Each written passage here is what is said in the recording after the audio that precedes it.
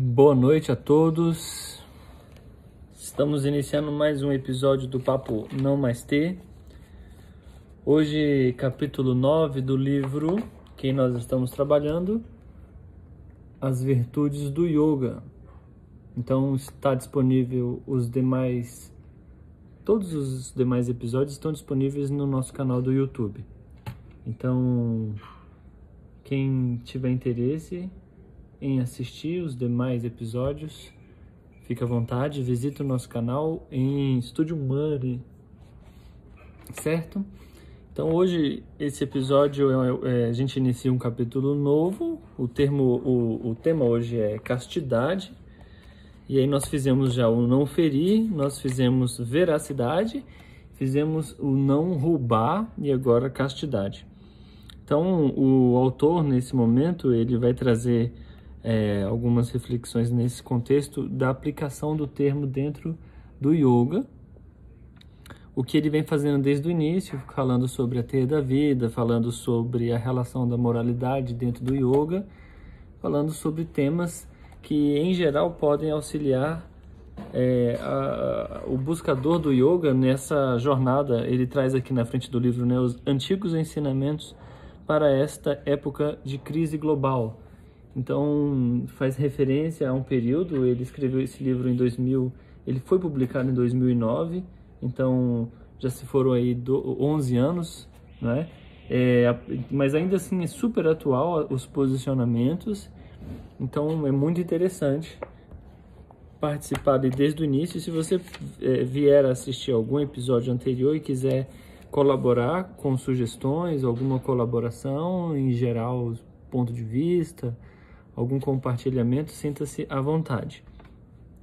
Ok? Então a didática eu leio, vou comentando e vocês vão participando com a gente. Joia? Sejam bem-vindos. Também seja bem-vindo o Kleber e os nossos alunos aí no Instagram também. Castidade. Em nossa era, nenhuma virtude clássica foi cercada de mais controvérsia do que a castidade, que pode ser definida como o controle voluntário do chamado instinto sexual, que varia da total abstinência à moderação na expressão da própria sexualidade. Como os animais não humanos, nossos instintos biológicos são programas básicos que nos permitem ter uma relação rápida e eficiente com os estímulos do nosso ambiente, sem ter que pensar primeiro nas coisas. Esses hábitos de DNA são, em geral, preservadores da vida. Nosso corpo tem todos os tipos de mecanismos reativos por meio dos quais ele procura sustentar a si mesmo em seu ambiente natural. Por exemplo, respiramos automaticamente e nosso sangue leva oxigênio de modo automático para os vários órgãos para manter o seu funcionamento ótimo. A íris dos olhos se contrai de maneira involuntária quando entra luz brilhante e aumenta quando o nosso ambiente se torna mais claro. Estes são reflexos fisiológicos sem os quais nosso corpo não sobreviveria por muito tempo. Os instintos são reflexos mediados pelo cérebro e é aí que começa o problema, conforme veremos. O instinto de sobrevivência, que é conhecido no yoga como Abhinivesha, é o programa mais importante que informa todo o nosso comportamento e é interligado com todos os outros instintos. Contudo, ele também está sujeito à mente. Podemos, de maneira consciente, dirigir e até suspender esse instinto particular. Assim, uma mãe que vê seu bebê em grande perigo arriscará sua própria vida para salvar o recém-nascido, sobrepujando assim o instinto de sobrevivência. Um outro poderoso instinto é o impulso sexual, que talvez, mais do que qualquer outro instinto, foi regulado pela cultura, como afirmou Freud. A civilização humana sempre interferiu nos instintos e assim, de modo sistêmico, frustrou nossa busca humana pela felicidade, que ele ligava à realização das nossas necessidades instintuais. Em seu primeiro caráter repressivo, para colocá-lo de modo mais direto, a civilização foi uma fonte de sofrimento para os seres humanos, embora nós, de modo geral, tenhamos fechado os olhos para esse fato. Devemos lembrar que Freud escreveu essa obra específica durante o período de tempo mais sinistro do século XX, mas é impossível destacar totalmente as suas observações. Freud sentiu que a civilização trabalha especialmente contra o que ele chamou de instinto de morte, Thanatos, e também o impulso libidinal. Os dois impulsos estão em constante combate entre si, enquanto o primeiro é inerentemente destrutivo. O último pode ser convertido ou sublimado em amor criativo. Ao nutrir o ideal de amor universal, a civilização suspende, conforme via Freud, a sexualidade genital. A sublimação está na base de todas as grandes realizações culturais, mas deixa muita energia sexual não expressa, a qual é então forçada para o inconsciente, onde vive uma existência nas sombras que, num momento de descuido, pode emergir como um pensamento, uma emoção ou uma ação neurótica. De um ponto de vista espiritual, a libido é energia vital expressa no nível da sexualidade, isto é, energia fluindo através dos portais de nossos genitais. Entretanto, a energia vital em si mesma não está limitada, de modo intrínseco, nem à procriação, nem à experiência de sensações agradáveis. Na verdade, considera-se que ela tem o propósito mais elevado da autorrealização, cujo ponto máximo é a realização de nossa natureza transcendental ou ser essencial. Assim, de uma perspectiva evolucionária ampla, o dispêndio de energia vital no nível sexual corresponde a um desvio decisivo de direção.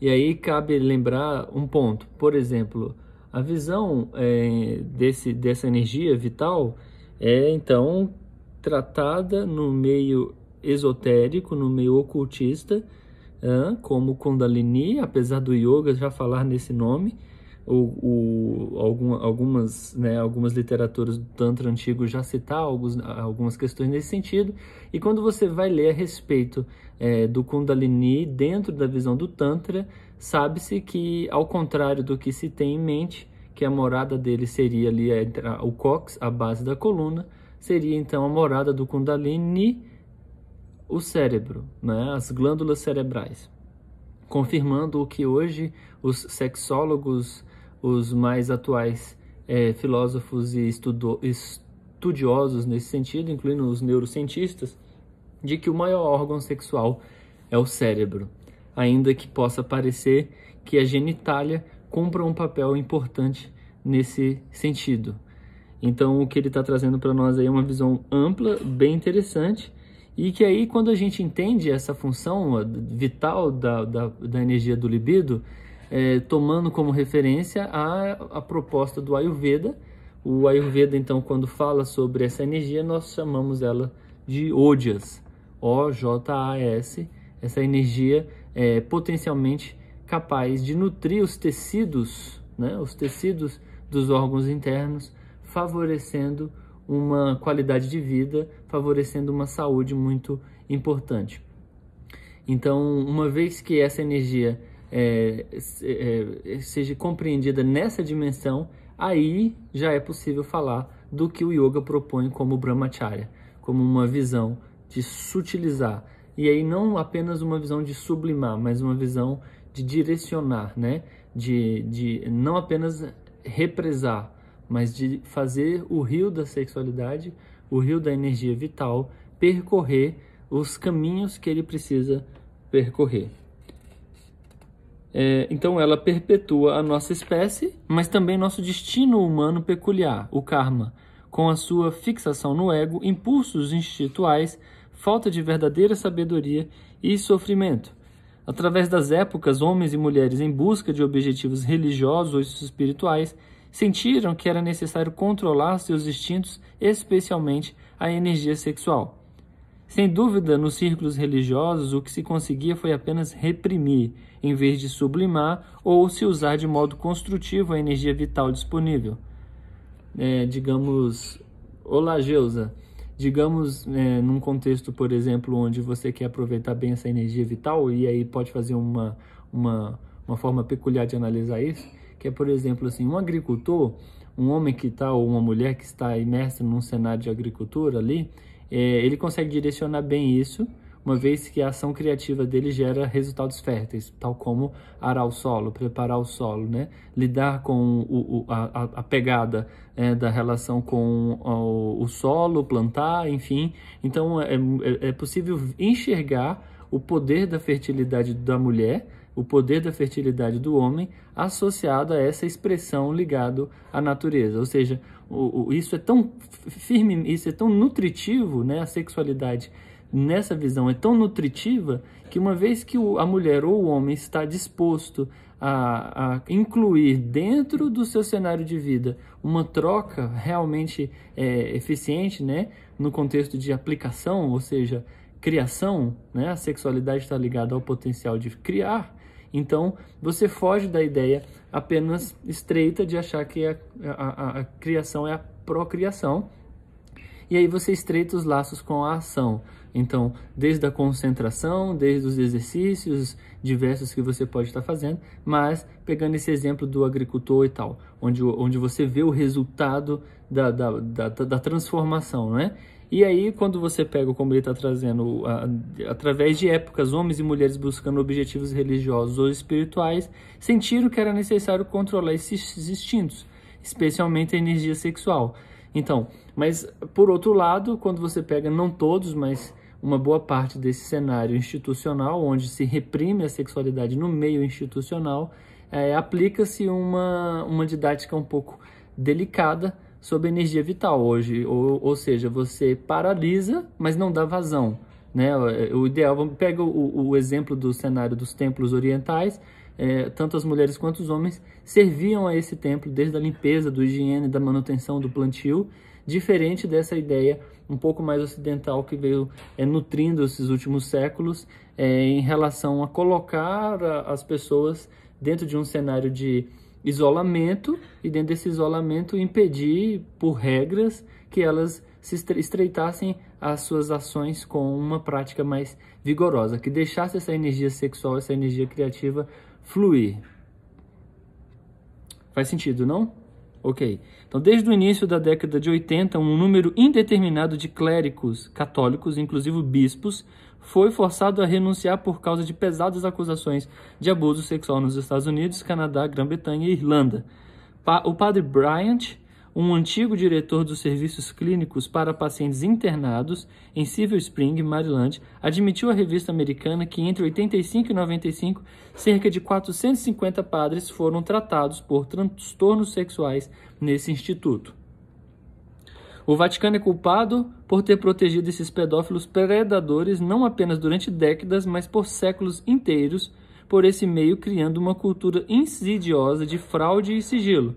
No século X, o incestuoso Papa João XII administrava um bordel no Palácio de Lateran, enquanto o antipapa do século XIV, João XXIII, confessou ter estuprado mais de 200 mulheres, inclusive freiras.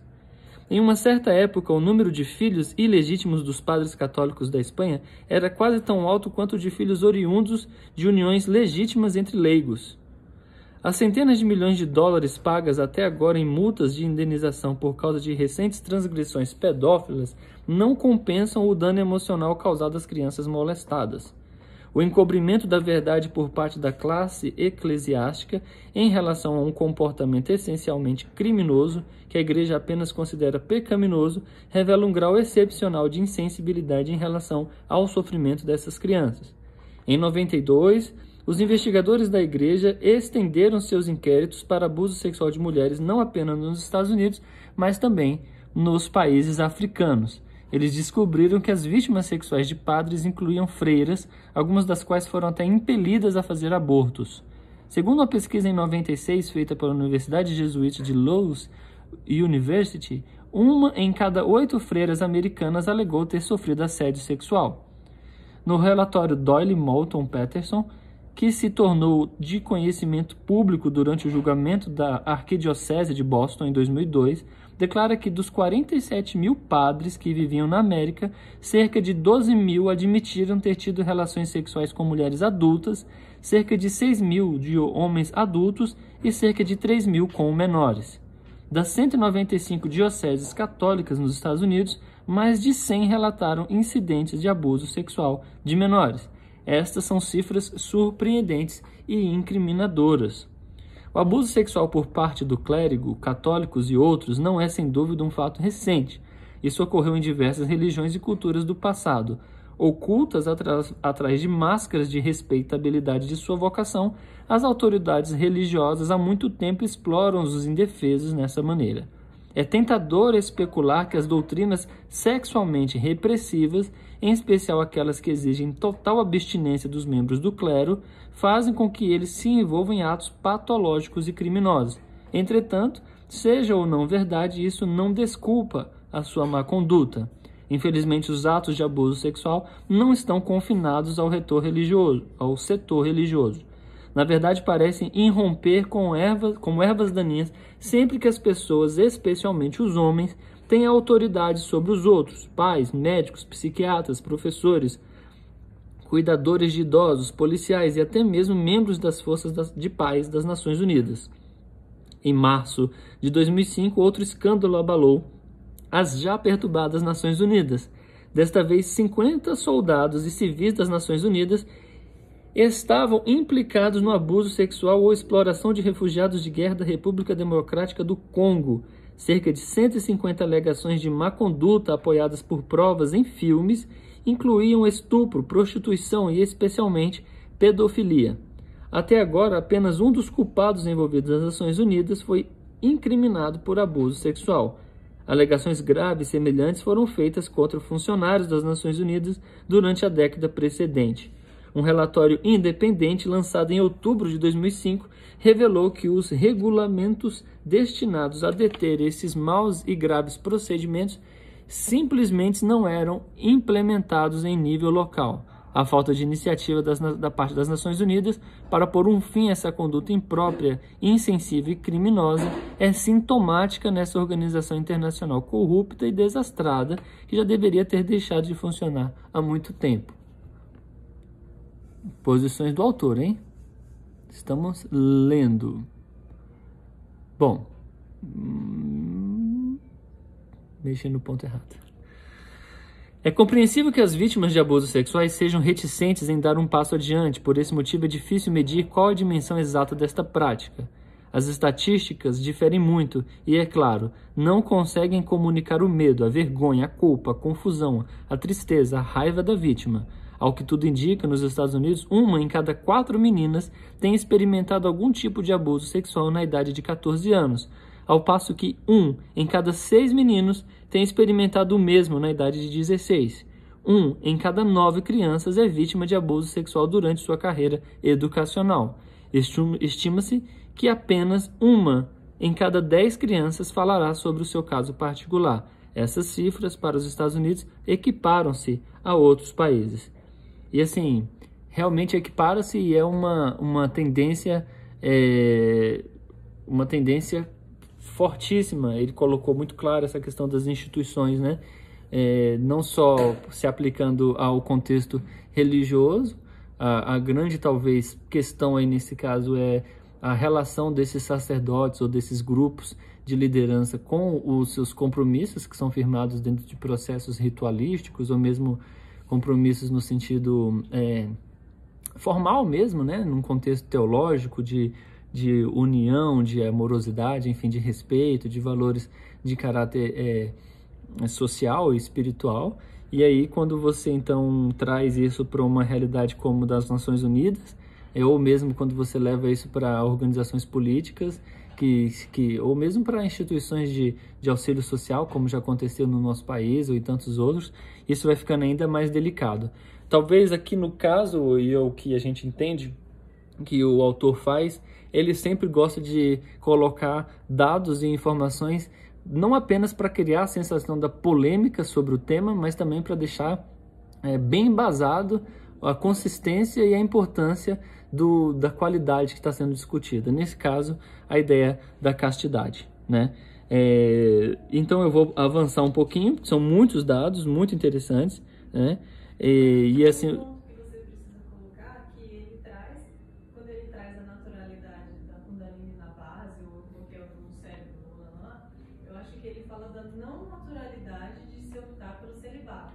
Assim, a Mari está trazendo para a gente a questão dele trazer a reflexão sobre a não naturalidade de se tratar o celibato num contexto, inclusive, no sentido natural, né? A importância de se entender isso antes de se reprimir, né? De se compreender antes de se colocar um ponto limite nisso, né? Então, ali na frente, ó, o comportamento adolescente, sem dúvida, reflete a conduta sexual ou, como afirmariam algumas pessoas, a má conduta sexual da sociedade adulta. O excesso de sexualização da cultura moderna começou com os incríveis anos 20 e a era da prosperidade pós-guerra, o hedonismo, o cinema, a lei seca, os espiaxis, sob a lei seca, ele fala, os bebedouros se encontravam nesse local, né? Eram bares clandestinos, muitas vezes subterrâneos, nos quais era preciso falar baixo para não chamar a atenção. Ilegais, os contrabandistas de bebidas alcoólicas, os gangsters, as barras de saias até a altura dos joelhos, o lesbianismo europeu sofisticado, o jazz. E aí ele cita qual é a referência aqui pra gente. Quem tiver o livro pode acompanhar melhor depois. O sexo ficou oculto após o crash da Bolsa de Valores de Nova York em 1929 e voltou à tona após a Segunda Guerra Mundial na era Rhythm and Blues, que testemunhou uma mudança nos costumes sexuais registrada nos dois relatórios Kinsey, o comportamento sexual do homem em 48 e o comportamento sexual da mulher em 53. Estimulados pelo relatório Kinsey e o rock and roll, a libertinagem boêmia da geração Beat, a revista Playboy, a propaganda sexual subliminar e, por último, mas não menos importante, os filmes de Hollywood, em que o sexo se torna cada vez mais explícito, em face oculta ou silenciosa da revolução sexual, explodiu numa alta cacofonia na década de 60.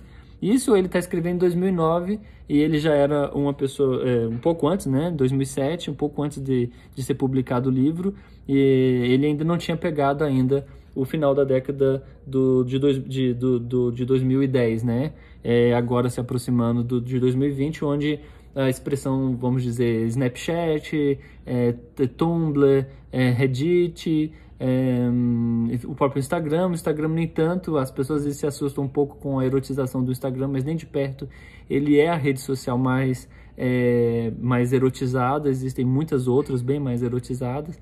Hoje o balanço mundial do capital gerado com a pornografia virtual, ela supera quase todas as grandes movimentações negociais no mundo. Há quem diga que supera até mesmo alguns níveis, né, como comércio de armas ou mesmo drogas, estão quase se equivalendo algumas especulações nesse sentido, né? Então vamos pular um pouquinho para a gente não ficar preso tanto aos dados, né? Parte da hipersexualização geral é a invasão do espaço público, especialmente a internet, pela pornografia. A cyberpornografia é onipresente e trata-se de um excelente negócio. Em 2003, havia cerca de 260 milhões de páginas na internet que continham conteúdo pornográfico e cybersexo se tornou rapidamente um passatempo popular. Hoje existem ambientes virtuais, na época dele ainda não, né, mas aí se consolidou, ele está citando 2003, ainda em 2003 já não existia Chaturbate e outros ambientes virtuais onde, por exemplo, se expõe e se paga para se ver pessoas se masturbando, ou um tanto gratuito ou um tanto por pagamento, né? Você adquire moedas, né, dessas ferramentas e consegue acompanhar. Bom, muitas pessoas, tanto homens como mulheres, parecem não ver nada de errado em ter um caso online. Seria eufemismo dizer que a virtude tradicional da castidade se tornou obsoleta. Ela caiu no total esquecimento, assim como também as palavras comoventes do imperador romano neoplatonista Juliano, no século IV, que observou: nunca pense que você é livre enquanto for governado por sua barriga e pela parte abaixo dela, uma vez que você terá patrões que podem encher você de prazeres ou privá-los deles. As pessoas religiosas erram com frequência quando subestimam o poder dos instintos e a fraqueza das quais boas extensões sustentadas apenas por dogmas e crenças. Um espírito um pouco diferente tende a prevalecer naqueles círculos, chamados espirituais ou místicos, que consideram a transformação pessoal como um projeto intensivo de uma vida toda, e que irão enfrentá-lo com recursos mais sofisticados do que os disponíveis às pessoas religiosas convencionais. O yoga tem atrás de si uma prolongada história de profunda consideração pela questão da castidade. Mencionada em primeiro lugar no Atara Veda, que pode ser datado de cerca de 3.000 anos antes de Cristo, o ideal da castidade é incorporado no conceito do sânscrito como brahmacharya. O sentido literal da palavra é conduta brâmica, em que Brahma representa aqui espiritual, sagrado ou divino. Brahmacharya indica a disciplina adequada a um brahmane, um membro de classe sacerdotal que procura imitar em sua vida a pureza da realidade transcendental chamada Brahman. O termo também se refere de modo mais específico a um aluno da tradição oral sagrada dos Vedas. O praticante casto ou brahmacharin é orientado pelo ideal da abstinência da sexualidade especialmente, mas não apenas no que se refere à variedade sexual. Podemos relacionar brahmacharya à conduta da realidade última, ou Brahma, que transcende todas as distinções de gênero. O aspirante espiritual é solicitado a tentar imitar essa condição sem gênero, de modo a preservar e cultivar o grande poder da energia sexual. No hinduísmo, o termo acabou representando o período tradicional da educação dos discípulos em geral, mas também indica a prática real da castidade entre chefes de família e ascetas do mesmo modo. Isso nos leva à importante distinção entre aqueles praticantes espirituais que são casados, têm filhos e estão envolvidos nos afazeres mundanos, por um lado, e aqueles que procuram a solidão das florestas e cavernas nas montanhas para a prática intensiva de yoga, por outros, chefes de família face a face com os ascetas. Enquanto em geral se espera que os primeiros pratiquem a castidade limitando e regulando de modo voluntário a sua atividade sexual dentro de um relacionamento comprometido, os últimos, em sua maioria, devem seguir uma vida celibatária, isto é, a castidade no estado solteiro. Na tradição cristã, essa distinção é a que existe entre o leigo e o padre. A Igreja Católica, que alega um número de membros provavelmente incorreto de mais de 1 bilhão de pessoas no mundo todo, levou muito a sério a castidade desde seu início. No passado e em todas as tradições religiosas, as punições para as diversas violações dessa virtude eram, em geral, muito severas. Desde o século IV, espera-se que o clero católico romano praticasse o celibato, o que historicamente tem sido acompanhado de numerosos problemas psicológicos e sociais. Qualquer ensinamento que considere naturalmente pecaminosa a atividade sexual, julgando o casamento como segunda melhor opção, abre a comporta da morbidez. Muitos dos chamados pais da igreja fornecem amplas ilustrações de um libido pervertida.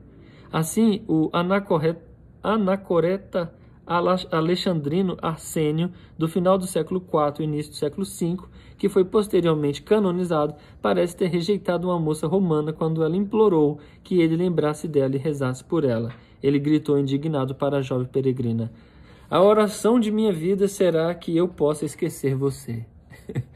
Imagina que essa moça agitava os ânimos dele, né?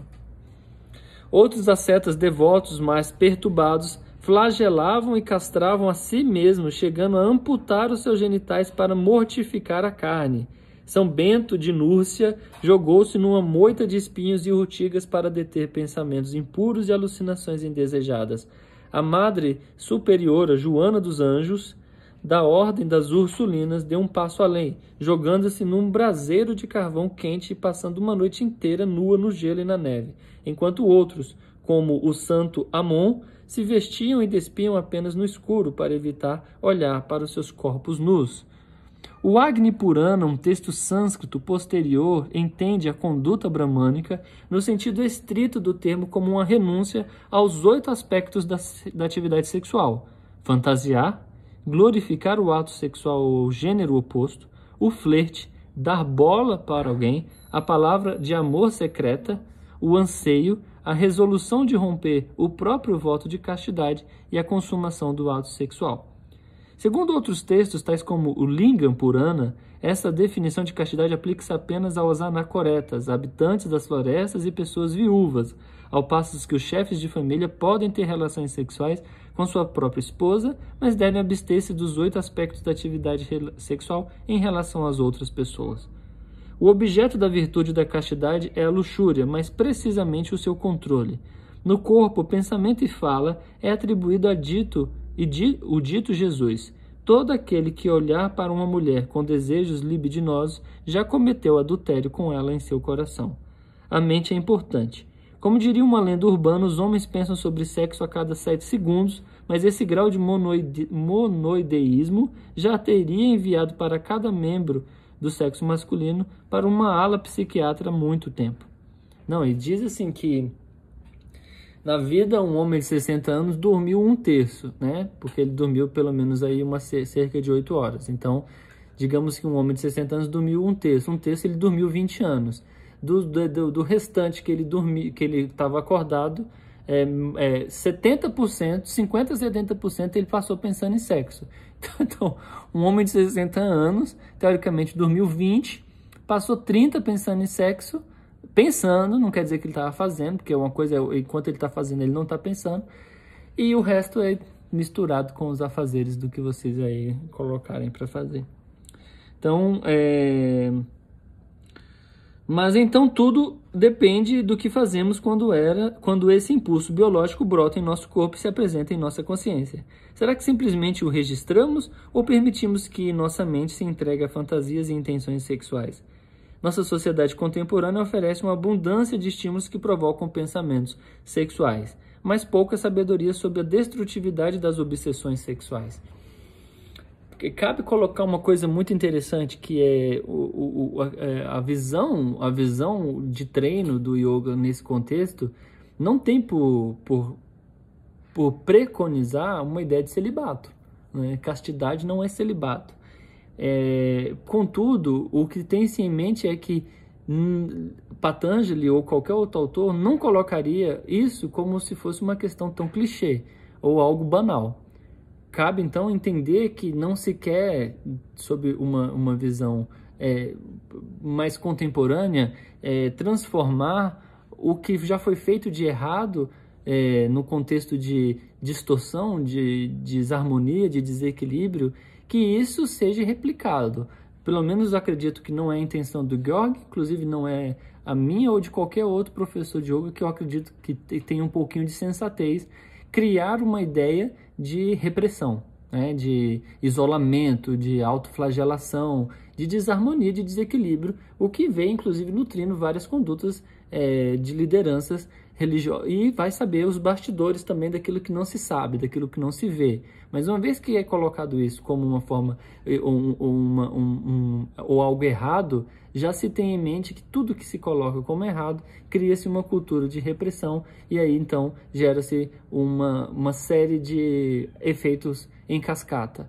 Então, como ele colocou claramente, a visão do que é ser brahmacharya dentro do processo, né, ascético do sistema do yoga, como um mecanismo de sutilizar, né, de compreensão, de entendimento dessas manifestações, desses potenciais fisiológicos. O que não dá para negar é que por detrás desse aspecto fisiológico, e então eu repito, não dá para negar, é que ele é fator decisivo para várias psicopatias. E aí digo psicopatias porque está mapeado claramente na psicanálise os processos neuróticos que se aplicam ao homem, que se aplicam à mulher, e que vem nutrindo diversas situações de conflito social. Exemplo, a escravização de mulheres, né? Exemplo, a escravização das mulheres, exemplo, a exploração das mulheres, a exploração de crianças, a exploração de menores, a pedofilia, mas também a mutilação, né, de órgãos genitais, os grupos indianos, como por exemplo, que predomina a mutilação genital nos homens, né, já na África, mutilação genital nas mulheres, os eunucos, que passavam por esses processos de mutilação do órgão genital já na primeira infância, até os 8 anos de idade, para serem serviçais, né, de senhores, de mulheres e outros, num contexto de, inclusive, não criar um ambiente possível de reprodução, então, enfim, o buraco é muito grande nesse contexto. Então, não por acaso fala-se dentro do caminho espiritual sobre a importância de equilibrar a energia sexual. A fala convencional está cada vez mais carregada de obscenidades, que apenas reforçam os pensamentos sexuais das pessoas. Por esse motivo, existe grande mérito na prática tradicional de vigiar tanto a fala como a mente. O direito da liberdade de discurso, e aí deixa eu fazer um outro parênteses também importante. A permissividade interna em relação a determinadas condutas sexuais, não, é porque a gente já modernizou as coisas tal e tal. Tem que ter uma cautela muito grande, porque a nossa mente tem muito poder e a sexualidade conecta direto a visão interna, né? Ou seja, a tela mental, o poder da mente, conecta direto esses potenciais sexuais, porque há uma profunda e direcionada relação eletromagnética entre o nosso centro do pensamento e o primeiro e o segundo chakra, considerando então que esse tráfego direto de vitalidade tem um caminho, pode-se dizer, livre, sem alfândegas, sem limites. O que vem, então, determinadas condutas e regras sociais colocarem determinadas barreiras, né? Sentinelas internas.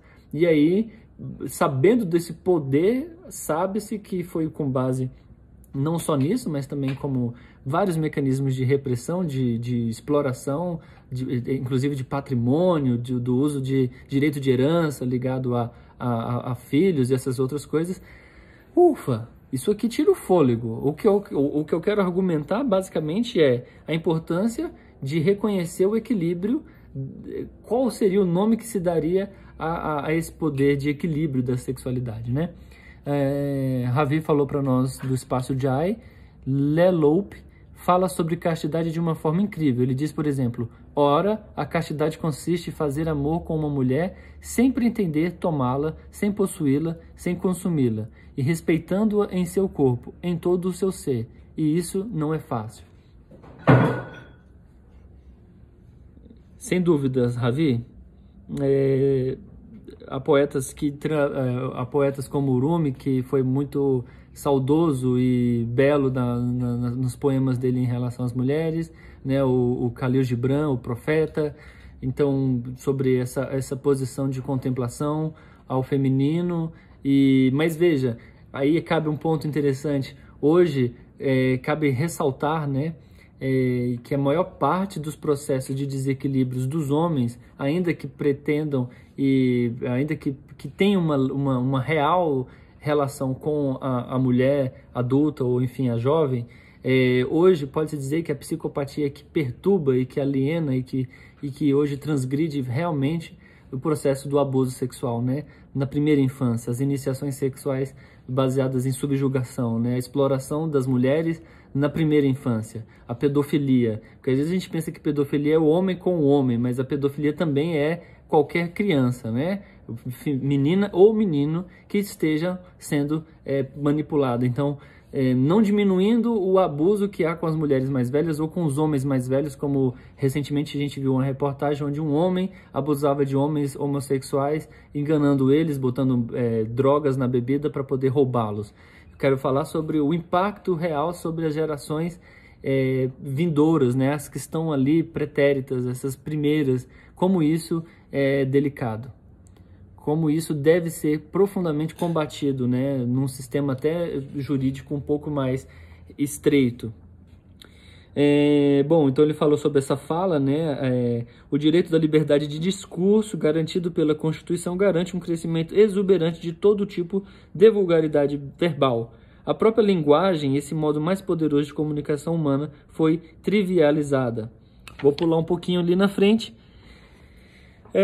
Voltando para o mundo do yoga contemporâneo, vemos poucos indícios da virtude da castidade, seja entre as pessoas casadas ou não casadas. Roupas sexy para mulheres e homens são comuns nas chamadas aulas de yoga. A modéstia em tempos passados, em virtude yogi, altamente valorizada, é considerada antiquada.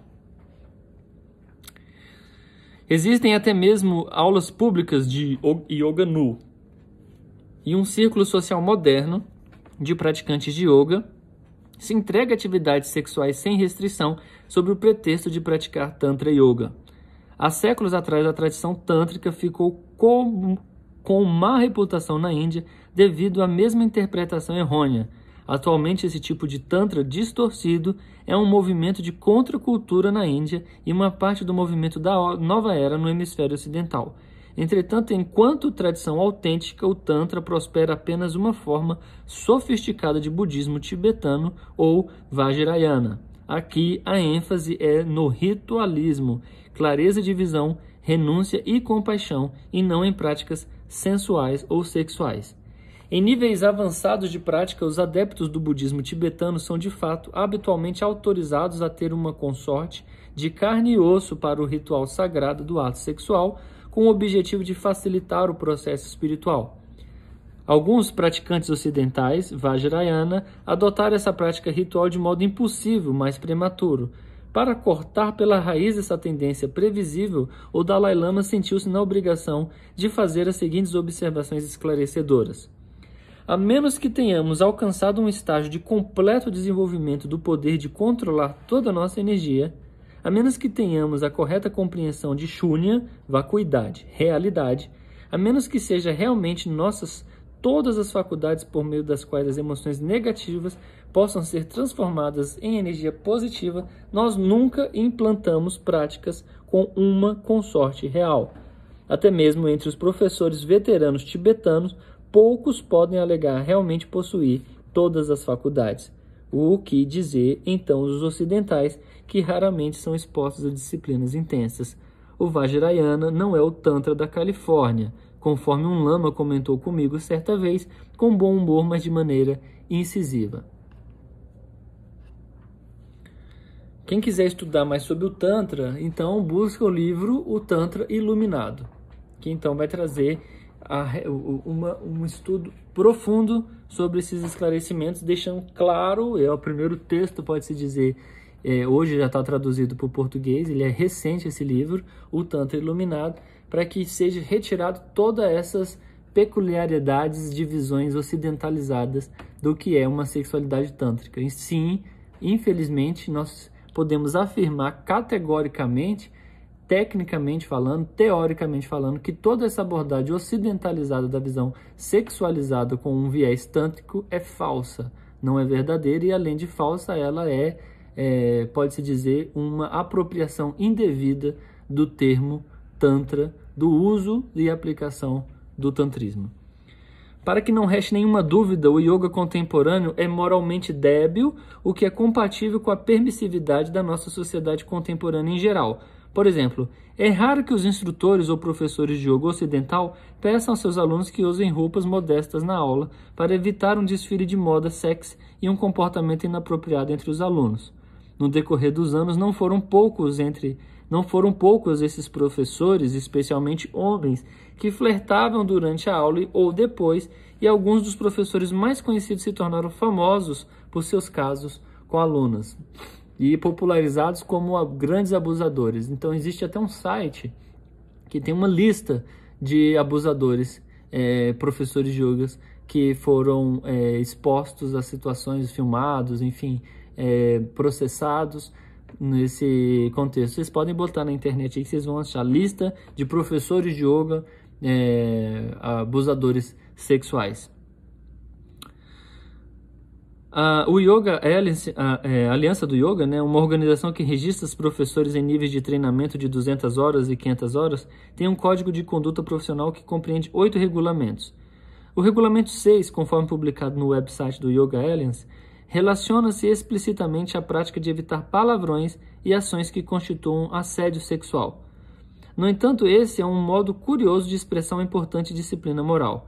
Enquanto um outro regulamento notoriamente lida com o respeito aos direitos, dignidade, privacidade de todos os alunos, a formulação do Regulamento 6 foca naquilo que parece constituir uma ameaça legal no assédio sexual que deveria ser evitado, em vez da virtude positiva de Brahmacharya que deveria ser cultivada. Seja como for, o Regulamento 6 foi incluído por um bom motivo, a saber, a infração frequente da virtude que ele procura proteger. Na minha opinião, o modo religioso de falar do pecado é antiquado, não obstante, é evidente que existem condutas que são inapropriadas, não virtuosas ou prejudiciais ao bem-estar espiritual de uma pessoa. O nosso comportamento é pecaminoso quando ele nos afasta da nossa verdadeira natureza ou autêntica essência espiritual, mas também quando ele afasta o outro, não é verdade? Não só quando afasta a gente, afasta o outro, da realização espiritual que o outro esteja fazendo. Ou mesmo que você esteja no poder de professor de yoga manipulando o outro, né? Muitas tradições religiosas mostram-se apreensivas com o sexo, e algumas tradições até mesmo consideram o sexo como um pecado original. Essa atitude levou a uma divisão artificial entre pretensos santos que vão para o céu e os alegados pecadores que são condenados ao inferno. Como resultado, a consciência do crente comum, que não consegue viver à altura do ideal proposto da perfeição moral, é permeada de sentimentos doentios de culpa e vergonha, ilusão de si mesmo ou hipocrisia. Os caminhos espirituais mais sofisticados, em especial o autêntico Tantra, tornam claro que a atividade sexual e o prazer não têm uma essência pecaminosa. A liberação ou iluminação não depende da repressão sexual, nem de nenhum tipo de repressão. Ao contrário, os indivíduos que sofrem de repressão serão inaptos para o céu ou para a realização espiritual. É mais provável que eles sejam condenados a viver num doloroso inferno mental criado por si próprios, em vez de supressão, repressão, regressão ou qualquer outra manipulação neurótica da realidade. O Tantra e tradições semelhantes positivas em relação à vida pedem que compreendamos e exercitemos nossos instintos em seus contextos apropriados.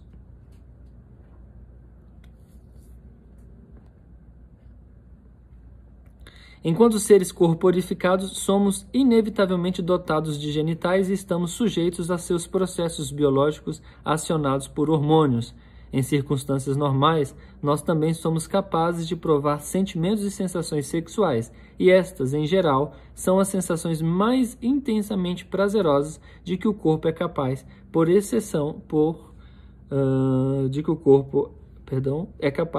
com exceção de uma experiência mística feliz que penetra como uma onda em cada célula. Então as pessoas falam assim, utilizam até um termo para o apaixonado, né? A pessoa apaixonada usa o seguinte termo para isso. Usa o apaixonado, o amante, né? Usa o seguinte termo para isso, né? Vamos fazer amor, né? Então não é simplesmente fazer sexo. É totalmente diferente, né? E isso independente da idade, independente aqueles que amam fazem amor, não é verdade? Não só transam, porque a ideia de transar é a ideia de trocar, né? De venda até, de comércio, de troca, de alguma coisa nesse sentido. Então, devido ao sexo ter sido tão objeto de trocas financeiras no passado, o termo transa ficou aí ligado a esse processo. Já na biologia a gente utiliza o termo copular, que não romantiza e também não banaliza, né? Mas também ninguém vai chegar para o outro e falar assim, vamos copular, né? Então, geralmente, o romântico, aquele que ama, propõe um ritual. E aí esse ritual ele chama de vamos fazer amor. E aí esse fazer amor nem sempre é fazer um filho mesmo, quase que em geral não, né? Vai falar sobre isso, vai botar velas, vai botar aromas, vai trabalhar os sentidos físicos, e aí é nesse ponto que os tântricos ocidentais querem se apoiar. Seria muito válido que fosse feito nesse contexto de educação, de valorização dos relacionamentos conscientes e saudáveis. Existem grupos que fazem isso. Aqui em Brasília existem pessoas que já fazem um trabalho consciente, né, do relacionamento consciente. Não quer dizer, então, que dá para generalizar que o uso do termo Tantra como uma ideia de função orgástica, que seria mais interessante abordar sim, né? Trabalhar a função orgástica, e aí era um trabalho clínico, poderia ser validado e tal. Maravilhoso. O que tira a credibilidade é a tentativa de falar que digamos, a ideia de uma intervenção do toque é uma intervenção tântrica, né? Toda massagem, por exemplo, qualquer forma de toque é tântrico, porque trabalha os sentidos, trabalha a amorosidade, o olhar, o abraço, tudo isso é tântrico. Então, se você é uma pessoa afetuosa, carinhosa, se você é uma pessoa que gosta de abraçar, que gosta de servir um kombucha, você é tântrico, tá entendendo? Se você gosta de fazer uma comida para sua esposa, para o seu marido, para o seu namorado, para sua namorada, para sua mãe, para o seu pai, se você gosta de servir uma alimentação, você é tântrico. Então, por essência, é nisso que se vale uma visão tântrica nesse sentido. Sim, quem quiser kombucha, o Ravi está pedindo, pode entrar em contato com a gente, que a gente faz entrega de kombucha. Então, enquanto seres corporificados, é isso que a gente falou, né? As tradições espirituais positivas em relação à vida não procuram abafar ou erradicar a energia psicossomática inata do corpo, mas utilizar o seu poder, de modo que ela se torne útil para um propósito mais elevado. Esse propósito é realizar a nossa verdadeira natureza, que, segundo todas as tradições espirituais, é de suprema bem-aventurança, ou pelo menos é totalmente livre do sofrimento físico, emocional e mental. Assim, a razão para regular a energia sexual é a capacidade de obter um prazer ainda maior. Se de costume permitimos que nossa energia psicossomática seja gasta nos níveis dos genitais, nunca descobriremos o verdadeiro potencial, seu potencial maior. A pessoa comum se comporta como alguém que lê sobre um paraíso tropical distante, sem nunca realmente ter nadado numa lagoa transparente, verde esmeralda, circundada por praias de areia branca, ou como alguém que lê romance sem nunca ter experimentado uma genuína relação de amor. Sem dúvida, não há nada de errado com o sexo se desejarmos filhos, se quisermos desfrutar de intimidade na companhia de nosso parceiro, ou se estivermos satisfeitos com a vibração momentânea do orgasmo. Entretanto, se nossos objetivos forem mais elevados, devemos estar dispostos a examinar mais dedicadamente o modo como a nossa vida sexual pode comprometer nossa atenção, nos limitar, ou encorajar emocionalmente, ou nos escravizar a um mero hábito físico. No caminho espiritual, devemos levar uma compreensão mais profunda a todos os aspectos de nossa vida, em especial os nichos sombrios e negligenciados, como o sexo. Então, também, a gente já está caminhando mais para o final da live, antes de encerrar, também cabe lembrar que a ideia da exacerbação sexual, como é colocado geralmente quando vão se falar de modo crítico sobre o sexo, não, aí falam-se dos aspectos abusivos, como a gente colocou alguns pontos, ou mesmo do exagero, ou mesmo do entusiasmo radical, o aspecto compulsivo. Por outro lado, não menos, se é que não mais, teríamos que falar do processo da repressão, da contenção inapropriada, né? Aquela contenção baseada em crença, em valores limitantes, o que impede hoje, pode-se dizer, de milhões de mulheres, milhões de homens desfrutarem de uma sexualidade sadia, nesses termos, como uma vida yogi, ou seja, vivendo plenamente, se dedicando e se esforçando para fazer o seu melhor naquele contexto de sexualidade, de amorosidade, de companheirismo, de afeto.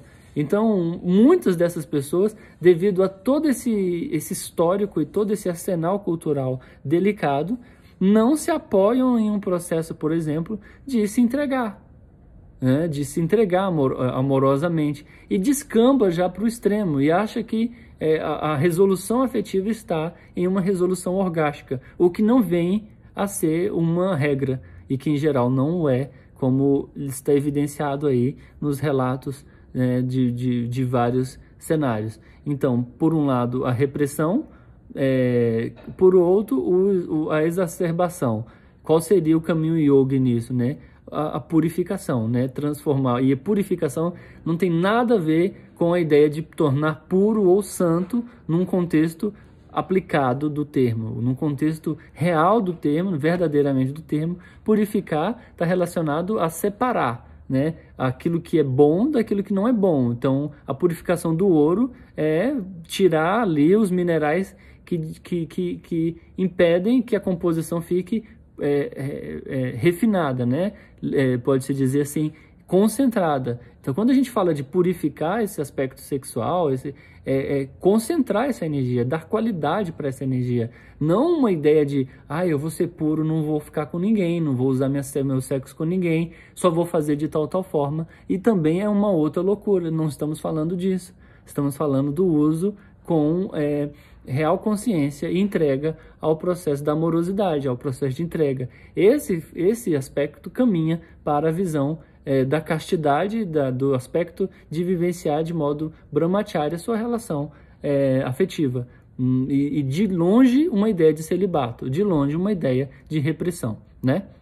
Então, lembra disso. Boa noite, Marise. Então, antes de encerrar, eu vou parar aqui nesse ponto, porque esse tema é longo, então a gente vai pegar mais uma live sobre ele, e vocês todos que estavam participando, por gentileza, e possivelmente esteja comigo aí na sexta-feira também. E aí a gente tem 5 minutinhos, queria que vocês compartilhassem alguma coisa, se alguém quiser trazer alguma reflexão, puder depois, então, entre no nosso, enquanto vocês vão falando, eu vou avançando aqui. No canal do YouTube é possível você colaborar comentando e compartilhando. No direct também, certo? É possível também participar via Google Meet, tá? A gente abre sempre uma sala, você pode olhar na nossa timeline, você vai ver um código, você pode acessar, certo? Via Google Meet as nossas reuniões, tá bom? Lívia, Ravi, Marise, depois você acompanha aí o nosso encontro. Márcia, alguém?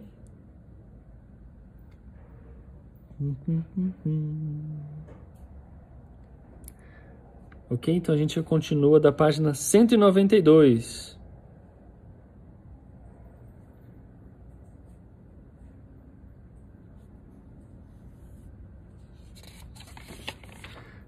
Ok? Então eu vou encerrar. Satisfação todo mundo. Valeu, Lídia. Valeu todo mundo, obrigado. Quem quiser acompanhar a live desde o início vai ficar disponível daqui a pouco. Aí no nosso history, tá bom? Cassandra, obrigado você. E vamos se cuidar. Raquel. Então, namastê todo mundo, até sexta, ok? Às 20 horas. Satisfação em estar com vocês. Namastê.